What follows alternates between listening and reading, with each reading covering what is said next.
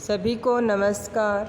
मैं सुनीता कुमारी, सहायक आचार्य हिंदी, राजकीय महिला महाविद्यालय झुंझुनू। पिछले वीडियो में हमने विद्यानिवास मिश्र के निबंधों की सामान्य विशेषताएं एवं उनके परिचय के बारे में पढ़ा था। आज के वीडियो में हम विद्यानिवास मिश्र के निबंधों में जो संस्कृति बोध एवं लोक तत्व विद्यमान है उसके बारे में एवं उनकी भाषा शैली एवं उनकी भाषागत विशेषताएं एवं शैलीगत वैविध्य के बारे में पढ़ेंगे। विद्यानिवास मिश्र जी ने चित्रात्मक शैली, भावात्मक शैली, उद्धरण शैली, विक्षेप शैली, धारा शैली, आलंकारिक शैली, लाक्षणिक शैली, आलोचनात्मक शैली, इनमें निबंधों की रचना की है। अब हम पढ़ रहे हैं विद्यानिवास मिश्र के निबंधों में जो संस्कृति बोध एवं लोक तत्व है उसके बारे में। आधुनिक युग के प्रतिभा संपन्न निबंधकारों में पंडित विद्यानिवास मिश्र का महत्वपूर्ण स्थान है।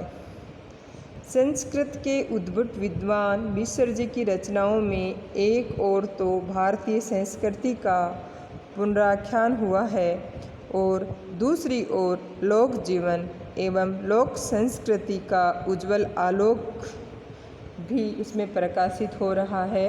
यानी उन्होंने लोक जीवन और लोक संस्कृति के बारे में बात की है। आपके निबंधों की प्रमुख विशेषता यह है कि साधारण विषयों को लेकर भी उन्हें पौराणिक, साहित्यिक एवं ऐतिहासिक संदर्भों से युक्त करके इतना प्रभावशाली बना दिया है कि उन्हें पढ़ते ही मन प्रसन्न हो उठता है।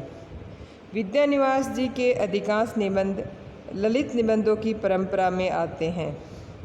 आपके ललित निबंध आचार्य हजारी प्रसाद द्विवेदी की परंपरा के ललित निबंध हैं तथा उनसे प्रभावित भी हैं।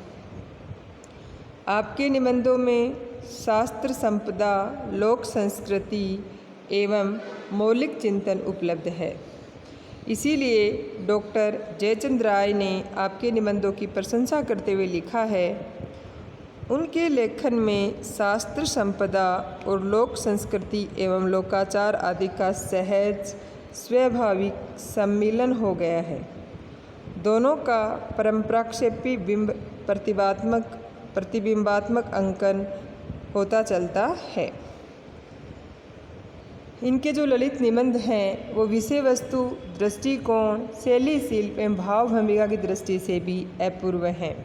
विद्यानिवास जी के कुछ निबंधों का निबंध संकलन हैं। चितवन की छाँ, तुम चंदन हम पानी, आंगन का पक्षी, बंजारा मन, बसंत आ गया पर कोई उत्कंठा नहीं, मैंने सिल पहुँचाई आदि। मिश्र जी के निबंध कला और संस्कृति के विविध रूपों को उद्घाटित करते हुए हमारे चिंतन का विस्तार करते हैं और भारतीय साहित्य एवं संस्कृति को लोक जीवन से जोड़ने का प्रयास करते हैं। संस्कृति की पाषाणी नामक निबंध में आप खजुराहो के कंदर्पेश्वर मंदिर की स्थापत्य कला का संश्लिष्ट चित्र अंकित करते हुए विचले शिखर के चारों ओर उभरे उरुस रंगों का वर्णन बड़ी सजीवता से करते हुए कहते हैं, इन उरुस रंगों की आरोही पंक्तियाँ तो अमृत घट के पास पहुँचने के लिए व्याकुल दिखती हैं, ऊंचाई का प्रभाव बढ़ा देती हैं। उसी प्रकार जिस प्रकार एक योगी की महत्ता को उसकी अमृत ज्योति से आकृष्ट, संतृप्त, त्रसित साधकों की पंक्ति बढ़ा देती है।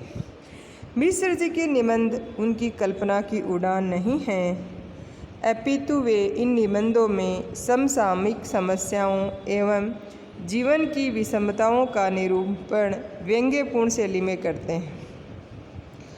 आपके निबंधों में संस्कृति के अनेक तत्वों का समावेश है। त्योहारों का संबंध है, संस्कृति से अटूट रूप में होता है। आज के इस गहमी वाले वातावरण में यदि कोई भाई राखी बंधवाने हेतु बहन के यहाँ न पहुँच सके तो बहन की पीड़ा कुछ इन शब्दों में मिश्र जी व्यक्त करते हैं कि कोई भाई है, वो बहन के यहाँ राखी पहुँचाने के लिए नहीं जाए, राखी बंधवाने के लिए नहीं पहुँचे तो क्या पीड़ा है वो व्यक्त करते हैं। इंटेलेक्चुअल भैया, राखी का दिन बीत गया, तुम्हें राखी बंधवाने की फुर्सत नहीं मिली, तुम चले गए, तब से इस पूनों की बाट जो रही थी, तुम राखी बंधवाने भी उसी भीने भाव से आओगे, पर तुम नहीं आए। इस तरह का वर्णन उन्होंने अपने निबंधों में किया है। मिश्र जी के निबंधों में भारत की संस्कृति बोलती है। आमर मजरी उनका जो निबंध है उसमें वे संस्कृत साहित्य में चित्रित वसंत वर्णन का विशद चित्रण करते हैं, जबकि घने नीम तरु तले नामक निबंध में जीवन और नीम के वृक्ष के संबंध सूत्र को उजागर करते हैं। इसी प्रकार वे अपने एक अन्य निबंध विंध्य की धरती का वरदान में भारत की सांस्कृतिक एकता में विंध्य भूमि के योगदान की चर्चा करते हैं।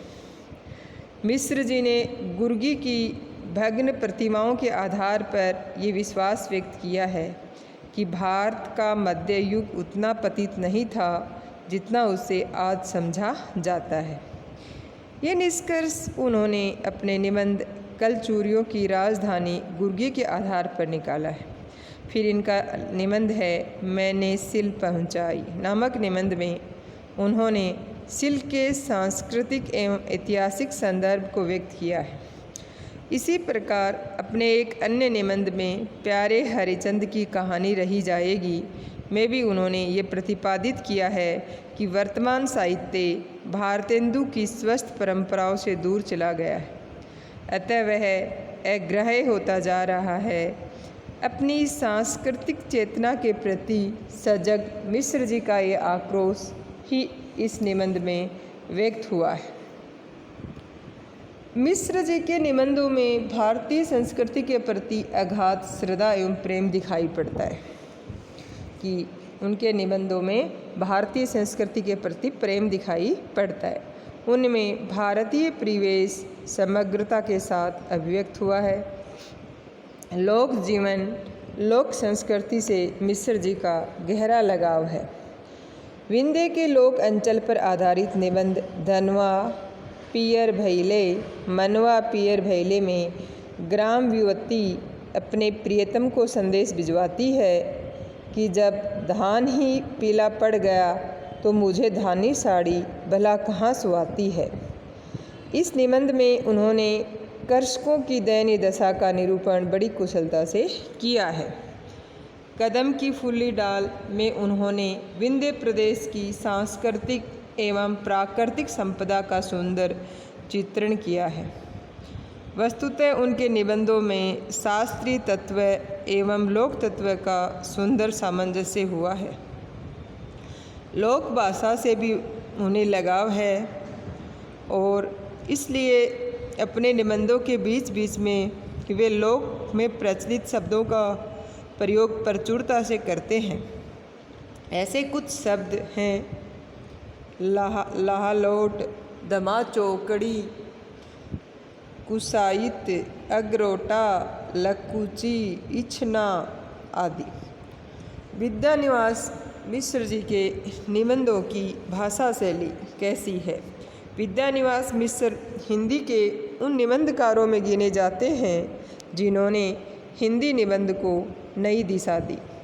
संस्कृति एवं लोक तत्व से समाविष्ट उनके निबंधों में विचार, अनुभूति, बुद्धि, कल्पना, शैली का अद्भुत सामंजस्य दिखाई पड़ता है।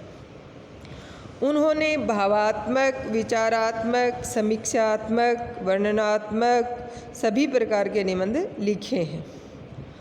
उनके भावात्मक निबंधों को ही ललित निबंधों की संज्ञा दी गई है और उनके मिश्र जी के कुछ निबंध संग्रहों के नाम निम्न हैं।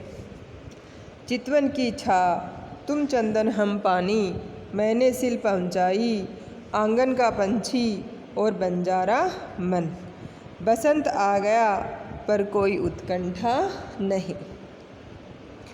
मिश्र जी के निबंधों में अनुभूति तत्व अपनी पूर्ण भावात्मकता के साथ विद्यमान है। जीवन की गहन अनुभूतियों से छलछलाते हुए निबंध लोक संस्कृति एवं लोक तत्व को भी अपने में समाविष्ट किए हुए हैं। उनके निबंधों में बुद्धि तत्व का भी प्रचुर प्रयोग हुआ है। हिंदी की शब्द संपदा में उन्होंने आवाज़ें नामक निबंध के अंतर्गत विभिन्न जीव जंतुओं के मुख से निकलने वाली ध्वनियों को अलग अलग नाम देने का प्रयास भी किया है। उनके ललित निबंधों में कल्पना का विलास भी प्रचुर मात्रा में दिखाई पड़ता है। अंधी जनता और लंगड़ा जनतंत्र नामक निबंध में भी आपने भारतीय लोकतंत्र की कल्पना इस रूप में की है। वो कहते हैं, भारतीय जनतंत्र पंचमुख परमेश्वर है, सबसे ऊपर वाला मुख ईशान, जिसका कोई व्यक्त आकार नहीं, जिसकी कोई व्यक्त भाषा नहीं।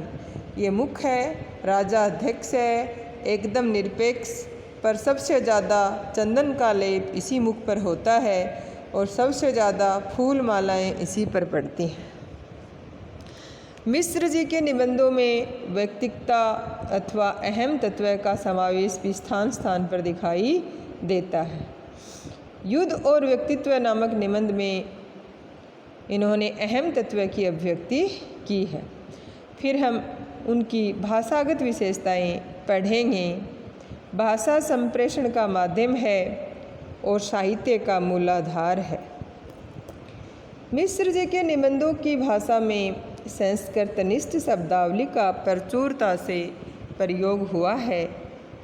उनकी भाषा को तत्सम शब्दावली से युक्त परिनिष्ठित हिंदी कहा जा सकता है। संस्कृत के तत्सम शब्दों में से कुछ शब्द जो मिश्र जी ने निबंधों में प्रयुक्त किए हैं वो निम्न प्रकार हैं, जैसे मांगल्य, आधृत, वितंडा, उदात्तीकरण, तदाकार, आयत, प्रत्याख्यान, प्राधान्य, छिन्नसूत्र, प्रक्षालित आदि। उनकी भाषा में उर्दू फारसी के लोक प्रचलित शब्द भी मिल जाते हैं, जैसे अंदाज, बकलम खुद, अजनबी, नूर, दायरा, जिंदगी, उसूल, हुज्जत, रोज़नामचा, हिमायती, पुरअसर, दुश्वार, फासला, फरियाद, वफादार आदि। उन्होंने अपने निबंधों में अंग्रेजी भाषा के शब्दों का भी प्रयोग किया है। यहाँ अंग्रेजी के कुछ लोक प्रचलित शब्द भी उनके निबंधों में मिलते हैं, जैसे film, minister, competition, school, postmortem, fascist, liberty, happiness, clinic, cross, meeting, kilogram, technical, gazette, report आदि। इन्होंने अपने निबंधों में लोक भाषा के शब्दों का प्रयोग भी किया है, जैसे एपन, ओक्का, वरीच्छा, चचुआ, रपटा, लकूची, चांचर, खखोरी, अगिया, अकरी, बोडम आदि। तो इस प्रकार हम देख रहे हैं कि उन्होंने अपने निबंधों में लोक भाषा के शब्दों का प्रयोग किया है, अंग्रेजी भाषा के शब्दों का प्रयोग किया है, उर्दू फारसी भाषा के शब्दों का प्रयोग किया है। मिश्र जी की भाषा में संस्कृत के अनेक उद्धरण स्थान स्थान पर मिलते हैं, जो इस बात के प्रमाण हैं कि वे संस्कृत के प्रकांड पंडित हैं। आपकी भाषा में व्यंग्य विनोद भी प्रचुर मात्रा में उपलब्ध है, जैसे कौन जाने कोई लड़का काना पैदा हो तो ऐसे लोग निदान करें कि अंग्रेजी की उपेक्षा करने पर लड़के काने पैदा होंगे, अंग्रेजी हिंदुस्तान की आँख जो ठहरी।